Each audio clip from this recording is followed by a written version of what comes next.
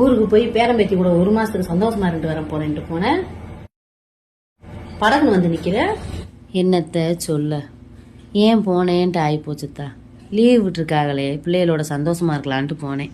அங்கே போனால் ஆளுக்கு ஒரு செல்லை கையில் வச்சுக்கிட்டு பொழுதுக்கு இப்படியே பார்க்குதுங்க.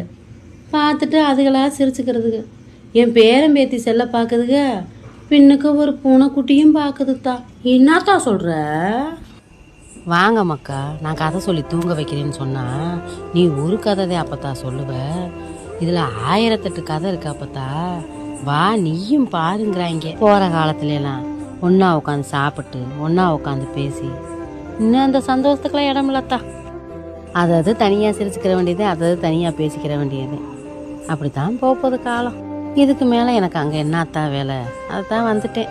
இந்த செல்ஃபோன்லேயே காலம் போச்சுன்னா பாட்டி எது